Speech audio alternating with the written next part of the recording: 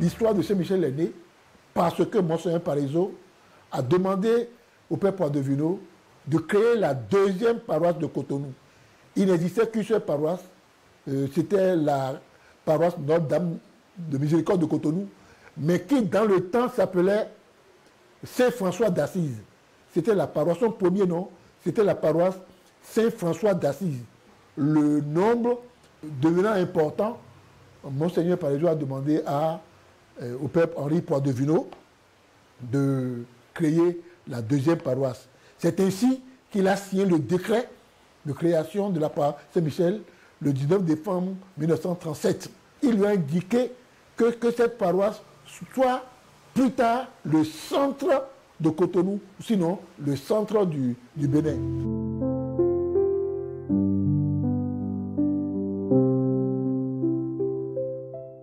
La ville de Cotonou, ses limites, c'est la plage. La plage, de la plage jusqu'à l'actuelle église Saint-Michel de Cotonou, c'était la limite de Cotonou. Derrière, c'était la lisière Beto.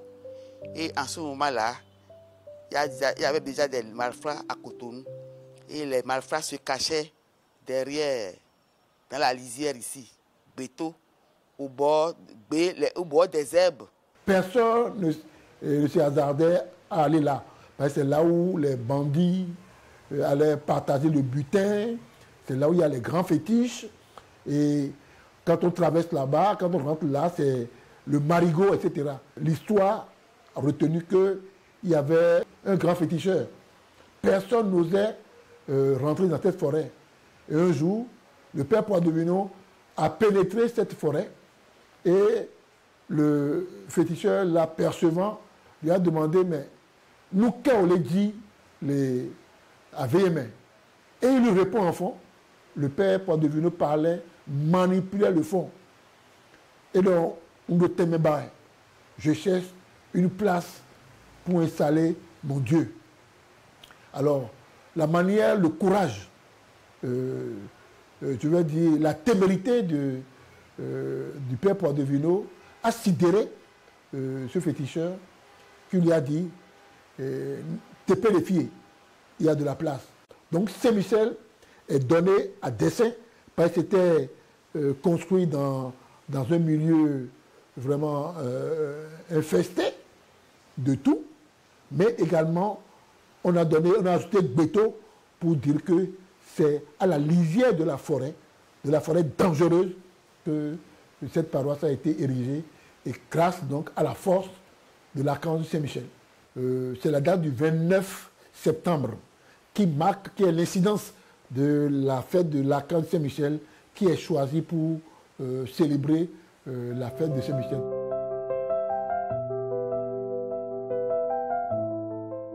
Le courage du Père Henri Poidevino lui a fait donner un nom.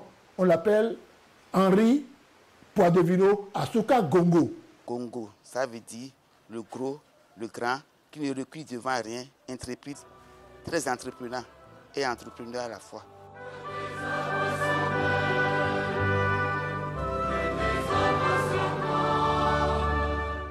Le trou qui a été creusé pour la fondation faisait à peu près la profondeur d'un puits. Ça engloutit un béton de 2 fois ce que l'église devait être. Ça devait être une basilique. Le Père Poidevino avait demandé à chaque fidèle de venir avec une bouteille dans laquelle le fidèle mettait son intention ou ses intentions avec un billet de 500 francs. Mais on ne mettait pas les billets de 500 francs dans la bouteille.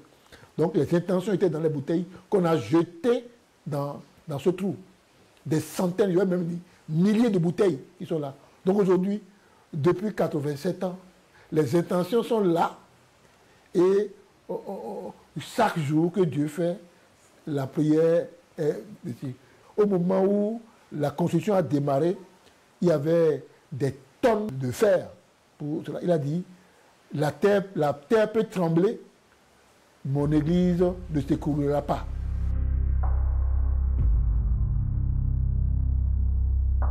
La première chapelle a été érigée là où il y a la chapelle sous-sol de la Divine Miséricorde. Et la première pierre de la grande église actuelle a été posée en 1952, le jour de la messe prémisse de feu Monseigneur René-Marie Evouzou. Il avait été ordonné le 28 septembre 1972 et le 29 septembre, il disait sa messe de prémisse et en même temps, on faisait l'inauguration de l'église par le feu Monseigneur Sastre. Ton amour nous a façonnés, tirés du ventre de la terre. Le premier presbytère se trouvait à l'emplacement où se trouve aujourd'hui le secrétariat de Metz. C'était un presbytère avec souterrain, un presbytère conçu par le Père Poidevino. En nous ton esprit, nous tenons debout sur la terre. C'était une bonne trentaine de personnes, de jeunes, dynamiques, passionnés, qui étaient galvanisés autour du Père Poidevino pour l'accueil de cette paroisse. Il a fait cette expérience des jeunes déjà avec les JOC à Ouida pendant son premier séjour au Dahomey. Et il a su les amener à participer. C'est dans ce mouvement jeunesse ouvrière catholique qui était donc dirigé par mon frère père aussi, que beaucoup de jeunes ont été formés. Et cela a permis de donner un dynamisme à la paroisse Saint-Michel. Il y avait une grande menuiserie. Au moment où le Père Poidevino créait, sur instruction de Monseigneur Louis Parisot, Monseigneur Louis Parisot a dit de construire une école.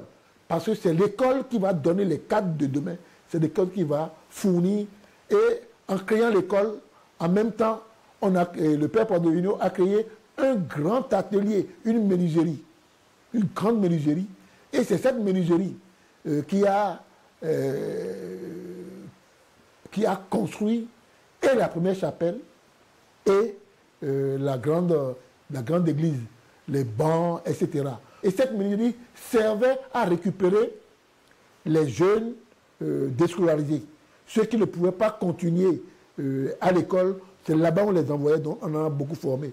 Et Antoine Kuyami avait été envoyé à Togoville dans une grande école de formation pour pouvoir diriger cette...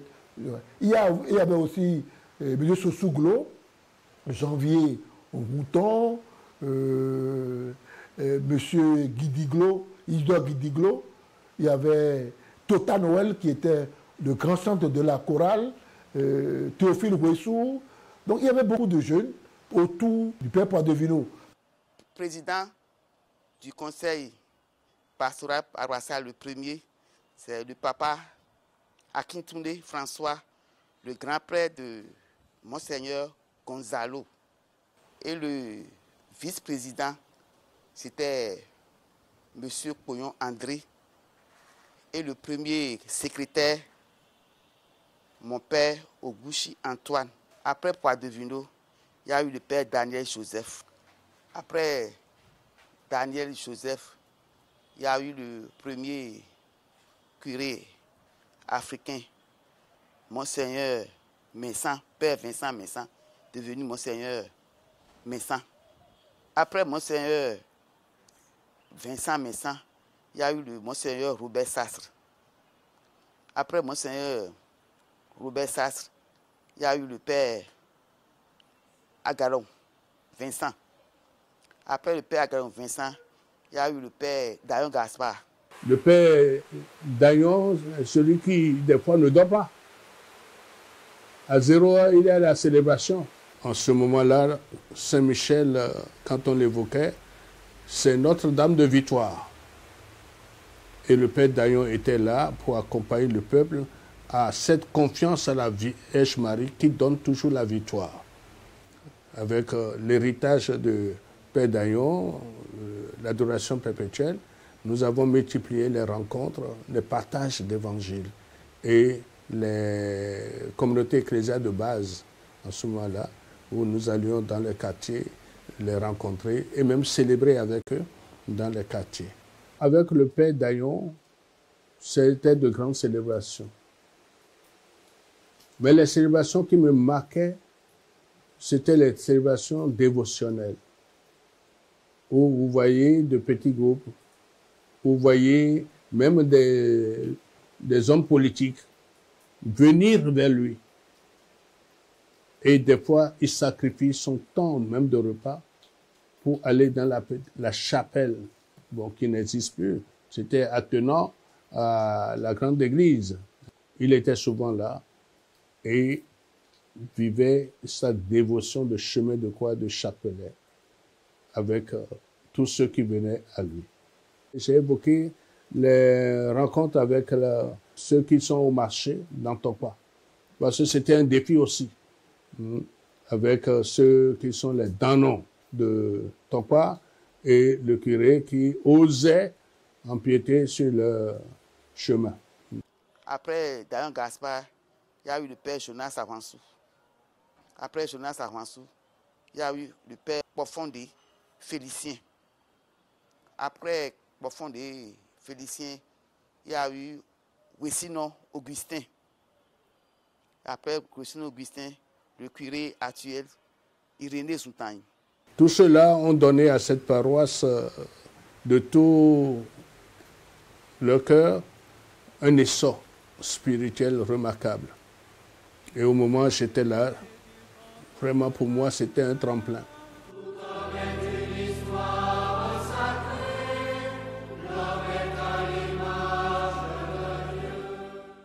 C'était à Saint-Michel que les prêtres de l'Afrique de l'Ouest, les évêques de l'Afrique de l'Est se rassemblaient pour dire les messes d'action de grâce, les messes de fin de réunion. C'était là, à Saint-Michel. L'espace de Saint-Michel est si grand que même la conférence épiscopale vient organiser beaucoup d'activités, les messes. C'est là où on a célébré l'enterrement de Monseigneur de Sousa, c'est là où on a célébré la messe, la veillée du cardinal Ganti, et beaucoup de cérémonies d'ordination, etc. Les grands moments de la vie politique de notre État ou de grands événements se célébraient à Saint-Michel.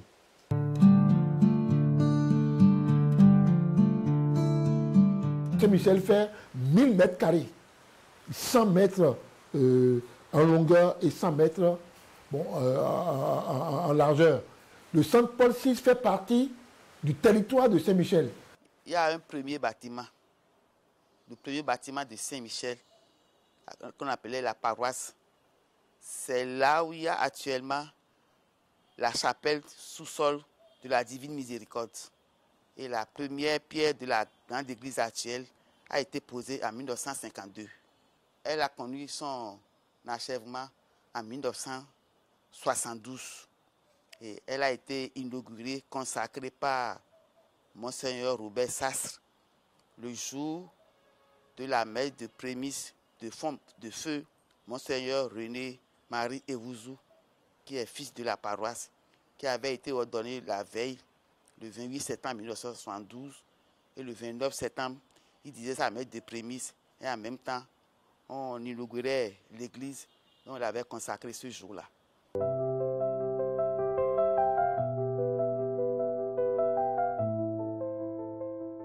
Vu les demandes de messe, les anniversaires, les enterrements, les mariages, il y avait beaucoup de demandes, bien que l'église principale soit grande, elle est souvent sollicitée et bien pleine.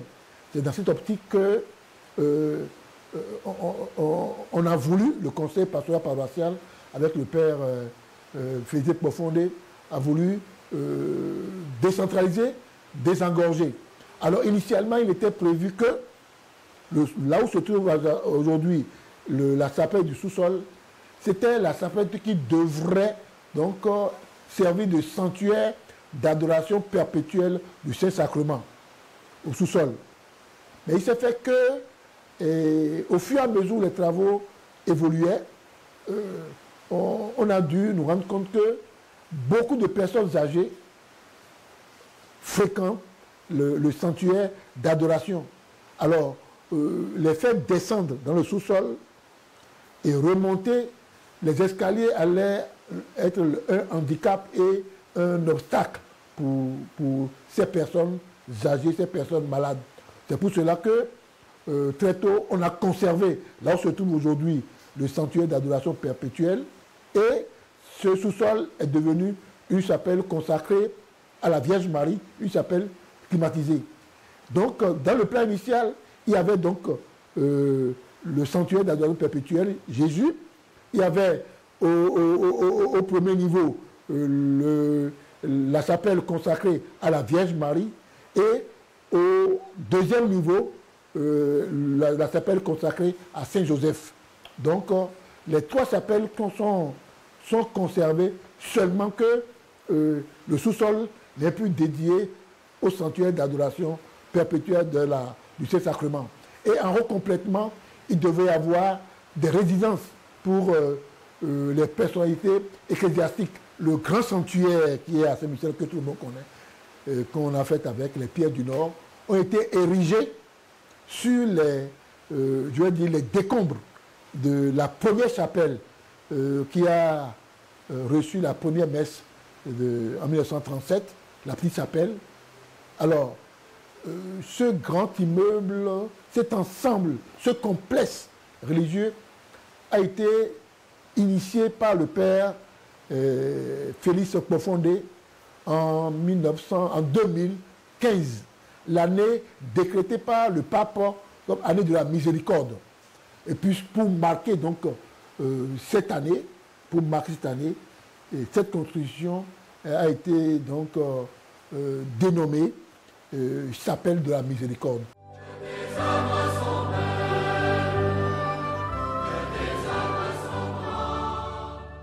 On appelait Saint-Michel le grenier des évêques.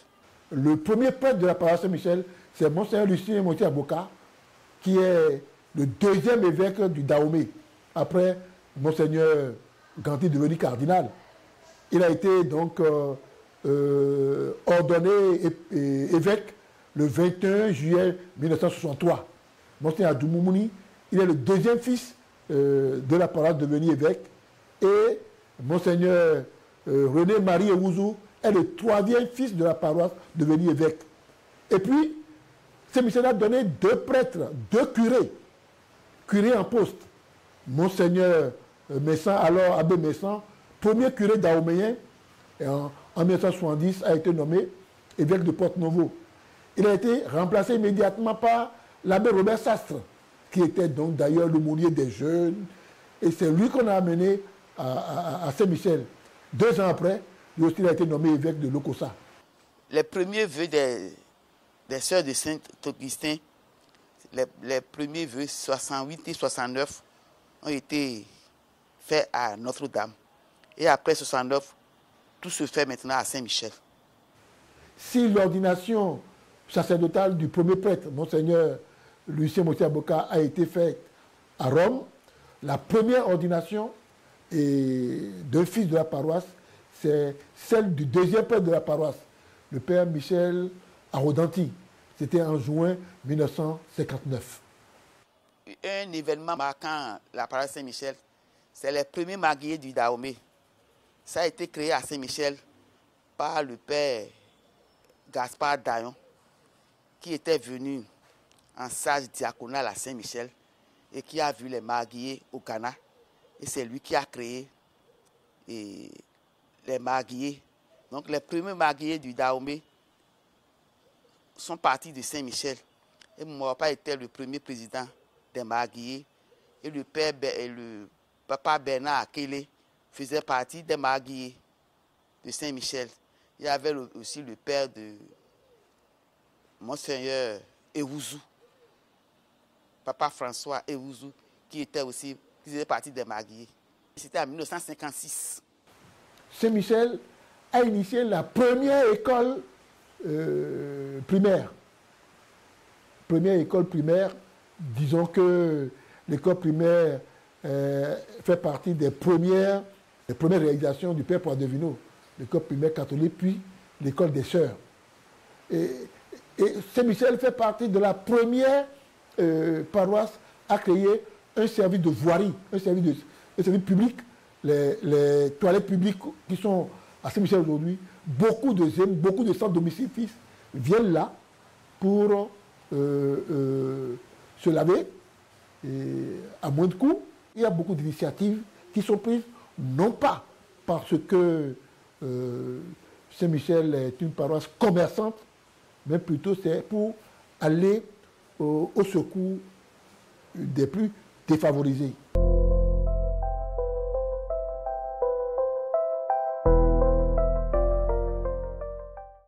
C'est la paroisse qui a le plus de groupes de prière d'associations charismatiques. Je pense que c'est 73, 70 à 73 associations, groupes, mouvements qui travaillent d'arrache-pied sur cette paroisse chaque semaine pour pouvoir rendre acceptables et belles les liturgies, les messes qui se déroulent quotidiennement et les autres messes. C'est environ 120 catéchistes qui interviennent dans plusieurs langues, essentiellement français, mais il y a également les anglophones en Fongbe, Yoruba, etc. Et pour plus de 2000 catéchumènes chaque année. C'est 12 messes quotidiennes qui se font en dehors des messes extra, enterrements personnels et autres, les messes privées et autres, et donc qui est très animé. On accueille, on est heureux de recevoir nos frères et sœurs qui veulent être baptisés à Saint-Michel, recevoir tel sacrement à Saint-Michel, en l'occurrence le mariage, même les funérailles.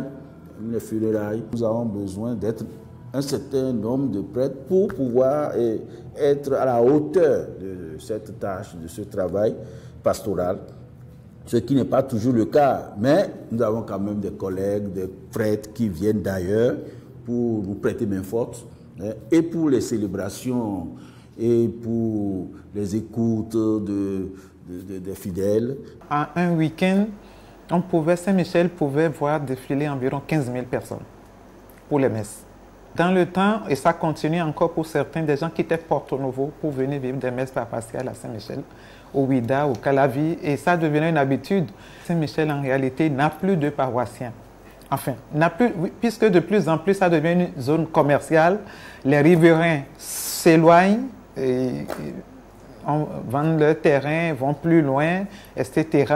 Et donc, vivant sur le territoire pour définir qui est paroissien, je pense que ça s'amenuise vraiment de façon drastique. Et il y a quelque chose à faire pour voir qu'est-ce qu'il peut retenir encore les gens. Et c'est depuis cette fameuse maladie de Covid-là que le nombre de fidèles a diminué à Saint-Michel.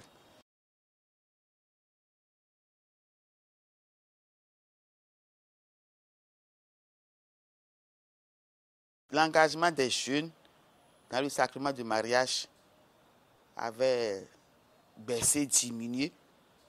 Mais depuis un certain moment, ça a repris. C'est vrai qu'il y a encore beaucoup de jeunes, mais ce n'est plus comme par le passé.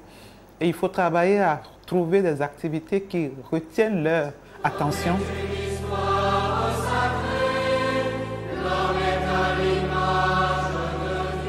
Ton amour nous a façonnés, tirés du ventre de la terre. Mon message pour nous tous, c'est que nous redoublions d'efforts en matière de piété, de foi, de confiance en Dieu, et passer par la très sainte Vierge Marie pour demander maintenant des grâces.